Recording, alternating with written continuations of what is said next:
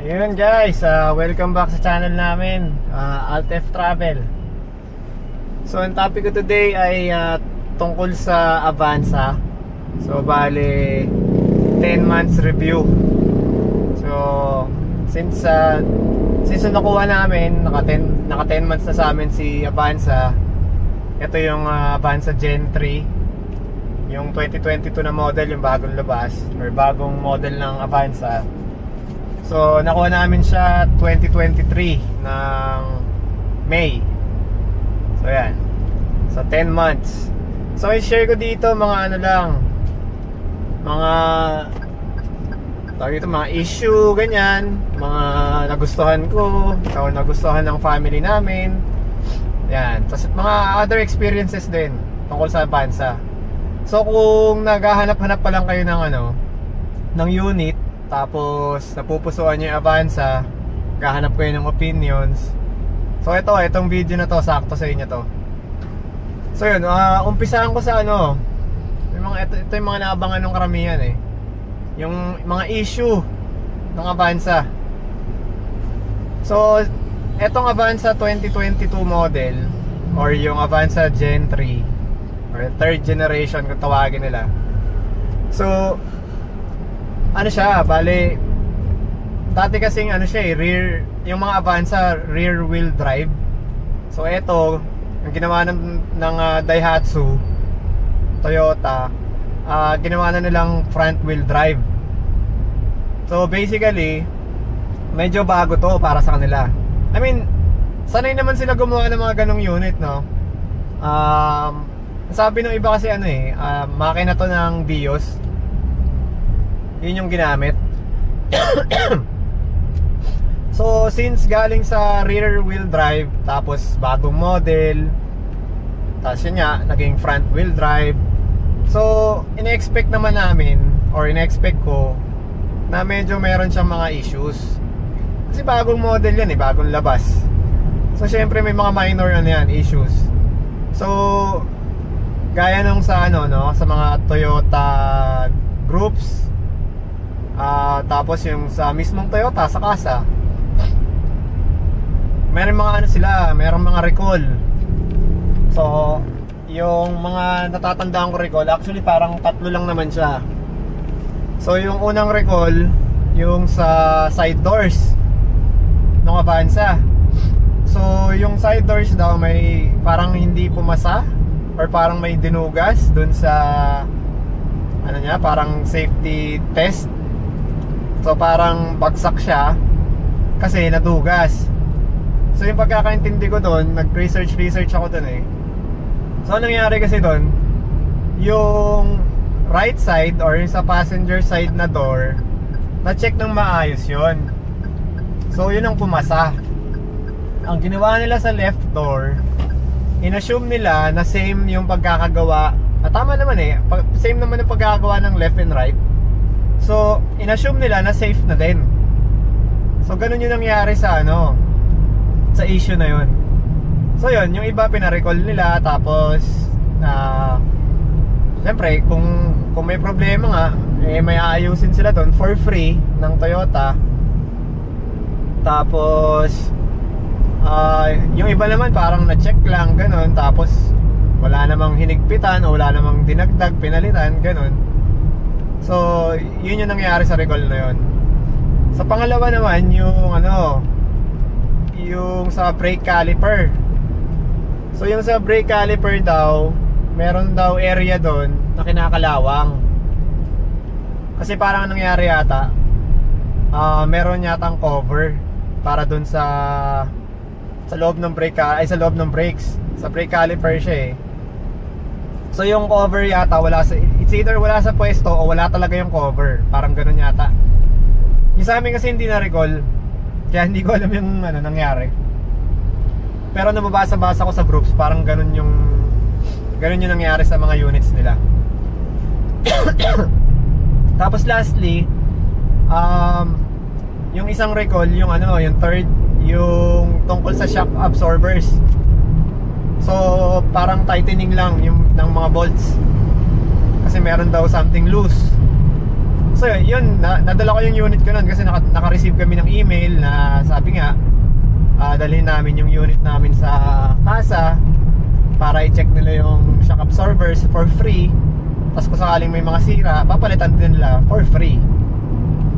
Ayun, tapos nung dinala ko doon, ang quotation nila malaki 120,000 daw yung worth ng mga parts na i-check nila. Hindi yung checking yung price yung 120,000 yun yung worth ng mga parts na kung sakaling palitan nila, yun yung amount. So parang magkakaibang parts ng shock absorber. So yun yung pangatlo. Tapos anong nangyari pala sa akin, yung dinala ko sa casa. So ang sabi sa akin kung may makita silang sira, ayusin nila for free. Kung may palitin, papalitan nila for free. Sa akin lang nangyari tightening. So wala. Pero okay lang. I mean, kung wala naman talagang sira, ba't ko i-claim na palitan nila, di ba? Gaya nga nasabi ko, bagong model to, kumbaga bagong labas na or mga bagong parts, bagong model. So parang mangyayari talaga siya So yun. Tapos itong next one i-share yung personal na na-experience ko mga issue naman. So number one is yung yung nakakairitang kumakalansing sa baba. Nasa exhaust siya Sa exhaust yung sira. Well, hindi ko masabing sira, feeling ko sira, ganon. Yun yung tamang term. Feeling ko may sira.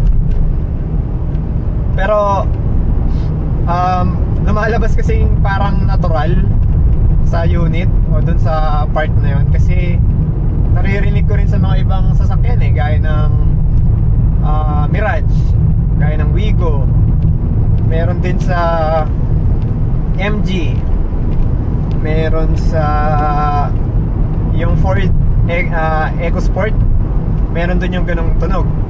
So yung tunog niya ando sa exhaust. Nasa catalytic converter sa loob. Nung una akala namin ng technician bumabangga lang or sumasalpak lang dun sa sa heat guard ng exhaust. Pero hindi nung inangat namin yung unit, tapos merong nagda-drive dun sa loob, parang hindi naman nagda-drive, parang tinatapakan niya lang yung gas, parang mandar yung mga gulong plus yung RPM tumaas. So nung umalog yung exhaust habang nasa ilalim kami nung technician o yung mekaniko ng Toyota, doon narinig namin na nasa loob nga ng catalytic converter yung tumutunog. So yung kalansing niya parang alam mo yung exhaust mismo. Tapos siguro katukin mo gamit yung barya, yung medyo madami-daming barya. Tapos katukin mo yung exhaust, ganun yung tunog niya. So nangyayari yun between 1,200 RPM to 1,500 RPM. Pansin na pansin yun pag arangkada ka pa lang. Pero yung arangkada kasi, huwag mong tapakan papuntang 2,000 RPM. Tapa ka lang na mahina, tapos stay put mo lang yung paa mo. Yun, magiging obvious yung tunog nun. Tapos nangyayari yun pag mainit na yung makina, or pag mainit na rin yung exhaust. So parang ang pagkakaintindi ko, hindi dahil sa parang parang hula ko lang ganun. Pagkakaintindi ko pag uminit, merong something na nag-e-expand sa loob ng catalytic converter. Tapos yun, bumabangga siya dun mismo sa exhaust pipe. So parang yun yung nagkakos ng tunog. So yun, yung dinala ko yun sa casa na pareho namin na obserbahan ng mekaniko. Tapos ang advice na lang sa akin obserbahan na lang muna. So medyo masaklap kasi obserbahan mo yun Pero mukhang normal naman kasi naririnig ko rin sa ibang abansa. Tapos kahit sa Facebook groups, may nagsasabi na ganun nga, may naririnig din silang tunog.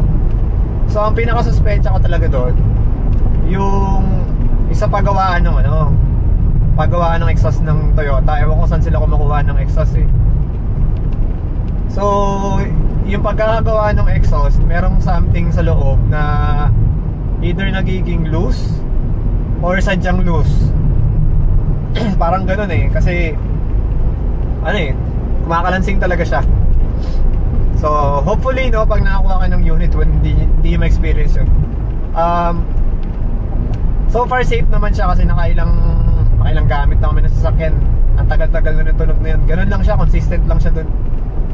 Nalulong drive na rin namin, saan na kami nakapunta. So okay lang, hindi naman nasira, walang engine check. Saka same feel pa rin yung drive niya eh. Hindi humina yung power, yung gas consumption, ganun pa rin. So feeling ko parang yun ya, normal sa exhaust na yun. Talagang may tama lang talaga siya. Tapos yung pangalawa kong issue sa unit yung yung tawag dito, yung tensioner pulley. Ito yung yung nagpapahigpit dun sa sa belt dito sa may sa may alternator, sa may aircon, saka sa water pump. Yun. So yung pulley yung belt tensioner pulley, so yung sa akin kasi yung itsura na parang napudpud na yung napudpud na yung pintura. Tapos medyo, syempre pag napudpud yung pintura, numipis siya technically, so manipis-nipis. So nangyari, nagkakaroon siya ng tunog. Parang alam niyo yung sirang bearing. Parang ganun yung tunog niya. Madalas siya, naririnig ko yung tunog pag bagong start yung unit. So sa umaga, pag start ko, maririnig ko yung tunog. So parang yun yan, obvious na bearing yung tunog eh. Yung bearing na walang grasa, parang ganun yung tunog. Parang na siya eh. Hindi ko alam kung madumi yung loob ng bearing or nawalan ng grasa yung bearing. Pero alam ko nakaseal kasi yan eh, yung mga bearing ng pulley. Alam ko may seal. Ewan ko, baka nasira na yung seal, nawala na yung grasa. Ayun, so dinala ko rin yung sa kasa. Pina-check ko rin sa kanila kasi sayang naman kung, di ba, may warranty yung unit eh. So malay mo naman, palitan ng free. Unfortunately, ganun din yung sabi sa akin ng kasa, obserbahan muna. Ayun, naobserbahan ko naman, okay naman siya. Okay pa rin siya so far. Hindi naman siya nagkakos ng engine, ng check engine, o kaya nagbago yung takbo, ganun. Wala naman, okay naman, pati aircon, okay. Yung water pump niya, hindi naman nag-overheat yung unit. Tapos pag pinapakaramdaman ko yung init niya rin pag yung sa labas, diba? Nararamdaman mo yun sa makina. Pag dinikit mo yung katawan mo dyan sa sa harapan, sa hood, mapapansin mo naman yung sobrang init talaga, yung hindi natural. Merong ganun eh. Pero yun nga, gaya na sabi ko, hindi naman lumalabas yung overheat na na indicator, kaya okay lang. So yun, obserbahan ko pa rin siya. So yun nga pala, yung sa exhaust namin, lumabas yung issue na yun, ay napansin ko yung issue na yun around mga siguro 6,000, 7,000 kilometers na yung tinatakbo ng unit. Tapos itong sa belt tensioner pulley, lumabas yung issue na yan parang around 8,000 to 8,500 na eh. So ngayon, itong unit namin nakaka 9,500. Lapit na pala ako PMS. So yun, 9,500, okay naman siya. Nakapagbiyahe pa kami ng mga Batangas, ganyan. Tapos balikan to sa Makati. Taga Cavite pala kami, yun. So ang biyahe niyan, Cavite, Makati, tapos minsan may onting Tagaytay o kaya Batangas, ganyan. Okay naman, nice naman siya. Hindi naman parang wala naman nagbago. So inoobserbahan ko. Pero sana huwag kami abutan sa ano. Kunyari punta kami Baguio, tapos doon kami abutan ng sira. Hindi na mahirap. So yun yung mga naging issue. Within 10 months yan. Tapos share ko na rin. Total sinabi ko na yung mga issue. Siyempre sabihin din natin yung mga ano, yung good side ng Avanza. So number one ano yung comfortability niya. Nanggaling kasi kami sa ano, dati kaming mayroong Wigo. Tapos minsan nakapag-drive ng sasakyan ng tropa na Accent, yung Hyundai Accent yan. So napansin ko, kung i-compare mo siya sa Avanza, yung comfortability niya champion. Ano, parang ano siya para sa akin pag nasa loob ka ng unit, nagda-drive ka, stable, comfortable yung driver. Tapos ewan ko, sabi ng iba matagtag daw, pero sa akin tamang, ewan ko, yung hangin ng gulong ko kasi ano lang 33 front, 32 rear. So yung feel ko naman parang smooth parang hindi naman siya matagtag. Parang ewan ko, komportable talaga ako. Tapos ano ba yung sofa mode, kasi maraming configuration tong ano upuan ng Avanza So yung pag ginagawa mong sofa, panalong panalo talaga kasi enjoy ni na misis saka nung anak ko. So yung nagbagyo kami, naka sofa mode yung likod. Ayun, tulog lang silang dalawang mag-ina. Tapos ako nagda-drive. Pabor kasi sa akin yung ganoon, parang ano lang, smooth saka chill na driving. So panalo talaga kung comfortability usapan. Tapos itong upuan nung Avanza, siguro kung medyo malaki kang tao, yung kaliwa mong tuhod, yung gilid baka tumama-tama ka dun sa yung mga yung switches sa yung switch ng ng bintana. Ayun. Baka ewan ko, baka masigipan ka sa area na yun. Pero ako kasi hindi naman ako ganun katabaan, or tama lang yung katawan ko so okay sa akin. Comfortable ako. Gas consumption yun. Gas consumption ano siya so kami, Cavite to Makati, and then balikan yun. Parang pag sinusundo ko si Mrs. yun yung usual kong biyahe. Gas consumption niya pag ganon, kasama na traffic, no? Mga nasa naglalaro siya ng 10 to 11 kilometers per liter. So siguro kung mabiyahe ako ng mga 1.5, yun yung biyahe ko doon, papunta, no? So papunta, kunyari galing Cavite, papunta doon sa Makati, mabiyahe ko niyan mga lang, 45 minutes to 1 hour, depende sa traffic. Tapos yung mga pabalik, yan, minsan naabot kami dyan ng 1.5 oras o kaya 2. So total 3 hours. So yung kasama na yung mga straight drive mo sa sa Coastal or sa Cavitex. So yun, kumukonsumo kami doon 10 to 11 kilometers per liter. Pero nung nagbagyo kami, yung panalo talaga. Simula Cavite hanggang Baguio, touchdown kami ng yung tawag dito, yung boundary ng Baguio, yun. Siguro yung gas consumption namin doon 16 km per liter. So ganun ka siya katipid. Ewan ko, para sa akin matipid na yun. Tapos yung pag city lang talaga, yun, kunyari naipit ka sa traffic, may chance mag 9 km per liter. Malaki yung chance, 9 km per liter. Yun, tapos ano ba?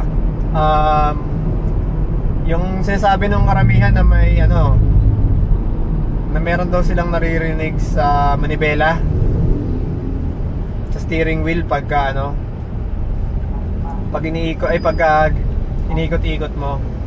So yung sa akin, napansin ko, magkakaroon ng ganun tunog. Yung parang, ang tunog niya yung parang ka nagsasara ng pintuan, tapos may parang ik-ik.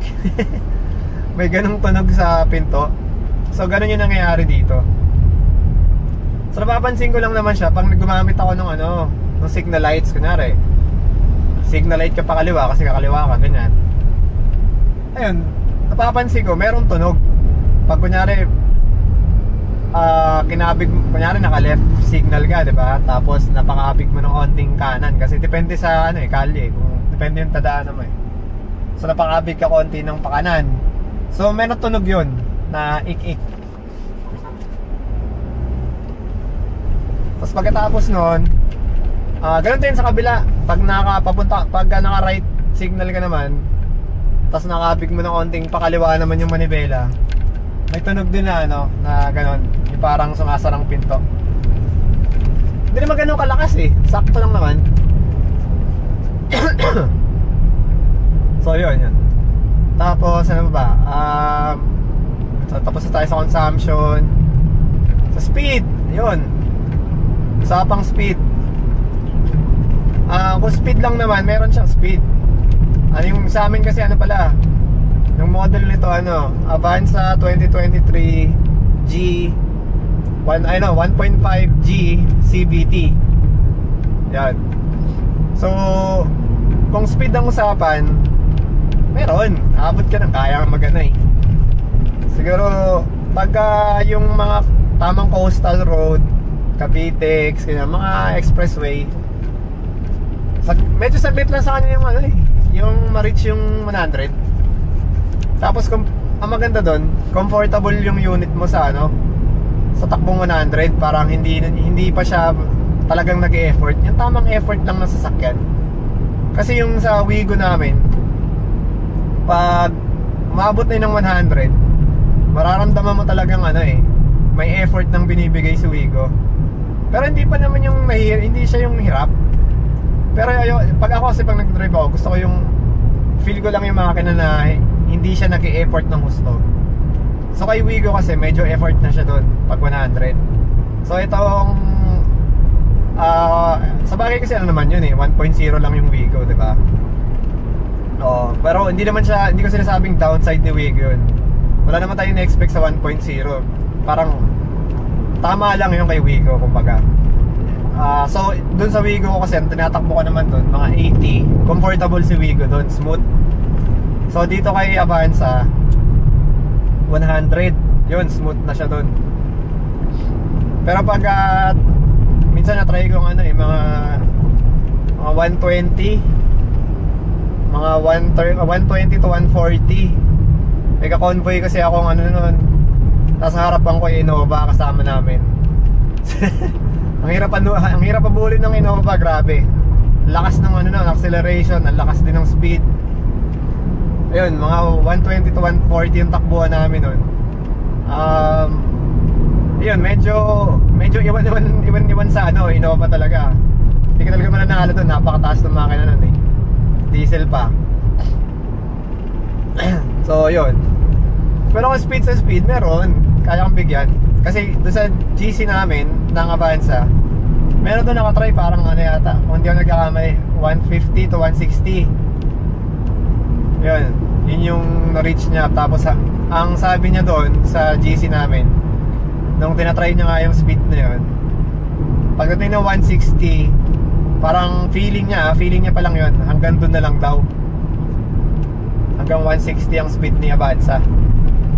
Pero kasi, di ba, I mean personally hindi ka naman tatakbo ng 160 dito sa Pilipinas. May area siguro na makakalusot ka, ganun. May area na walang na walang bantay, ganun, makaka 160 ka. Hindi pa rin parang ewan ko, sa akin kasi yung location namin kasi Cavite. Tapos yung mga pinupuntahan namin, mga takbuhan ko lang dyan, mga ganyan 100, 80, yan. Masaya na kasi ako doon, 80 to 100, okay na ako doon. Hindi dahil sa may batas, ganun. Hindi, comfortable ako doon sa speed na yun. Parang feeling ko kung meron mang biglang, alam mo yun, yung parang biglang may aksidente, feeling ko makakapag maneuver pa ako kahit paano. Yung feeling ko maano pa eh. Feeling ko medyo safe pa ako doon sa speed na yon. Pero kasing ano eh, meron kasing speed na sa sasakyan, yung kunyari, pipilitin mo 160, tapos yung unit eh, medyo tatangay-tangay na, ganyan. Tapos medyo mahirap na steering, ganyan. Meron ganon. So yung sa akin, yung 80 to 100, parang okay pa ako yung Avanza. Ano pa siya, smooth pa siya, kaya pang i-maneuver ng maayos. So yun. Overall naman si Avanza, no, kahit may mga ganong issue, okay siya eh. Smooth siya i-drive. Okay yung gas consumption, at least para sa amin or para sa akin na nanggaling sa Wigo. Si Wigo grabe tipid nun sa gasolina. Pero sa akin itong Avanza, para sa 1.5 na makina, okay siya for me. Tapos yung space niya sa loob, ano rin siya, parang Wigo din yung dating. Maluwag siya. Pag in-adjust mo pa yung mga upuan, mas lalong maluwag pa. Pag 7-seater mo, tama lang yung area dun sa likod, sa pinakalikod na upuan. Yung gitna, medyo maluwag pa. Pero pag ginawa mo lang siyang 5-seater, pag in-adjust mo yung upuan sa gitna, paatras pa sa likod, napakaluwag na talaga. Pati yung harapan, itong sa passenger side, pag natras mo onte, maluwag, comfortable. Ayan, ano pa ba? Sa makina niya, meron ko saan nakitang ano eh, post or comment sa Facebook groups ng Avanza. Sabi niya, ano daw, ba't talaga bang ganun ba kaingay yung makina ng Avanza? Well, para sa akin kasi hindi naman siya maingay. Ewan ko, naririnig dyan sa dyan sa video. Yung camera ko kasi naka ano yan, parang yan yung mic ko nga na ginagamit. So kung maingay talaga yung makina niyan, medyo maririnig mo yan dyan. Pero para sa akin, ano siya eh, tama lang yung sound niya. Mas yung ibang driver, mas prefer nilang naririnig nila yung makina eh. Para natatansya nila kung may problema ba, or kung meron bang mali dun sa takbo ng makina. So yung para sa akin, yung tunog ni Avanza, tama lang. Siyempre tutunog talaga yan pagka yung malakas talaga yung engine sound niya pag mga pa-incline, ganyan, pag nag-e-effort siya. May time talagang malakas siya, parang maririnig mo. Pero hindi naman yung talagang yung parang nakakairita ng ingay-ingay ng makina. Hindi. Tunog makina siya na malakas, ganyan. Malakas yung tunog. Pero hindi siya nakakairita. Tapos, ano pa ba? Wala, overall okay si Avanza. Yun nga lang sana yung mga issue na nabanggit ko hindi lumala. At kung lumala man, sana within sa first 3 years na, para makover ng warranty. Okay naman si Toyota eh. Pagka may mga warranty na experience ko sa Wigo, pagka papalitan mo, pag may mga sira, ganyan, within warranty period, napalitan naman nila. Sa akin, yung sa Wigo namin na unang nasira yung shocks eh, within 3 years. Yan, pinalitan naman na brand new, yung shocks. Front shocks yun, yung sa Wigo. So itong sa ko, belt tensioner pulley, saka sa catalytic converter. So in between ako na sana medyo bumigay siya para maka-cover ng warranty at mapalitan. Pero kung hindi, okay lang. After 3 years, kung talaga nairita ako sa tunog pa, baka papalitan ko yung sa belt tensioner pulley ng bearing. Yung bearing lang siguro papalitan ko. Tapos yung sa exhaust, pwede mo naman i-upgrade yung exhaust mo, hindi palit ka ng ibang exhaust, yung medyo may tunog na, di ba? So yun. So yun guys, hanggang dito lang muna yung yung vlog natin. Kung nagustuhan niyo yung video, sana pa-like and subscribe. Tapos gawa pa ako ng mga ibang video tungkol sa Avanza. Ayan, maraming salamat guys, susunod ulit.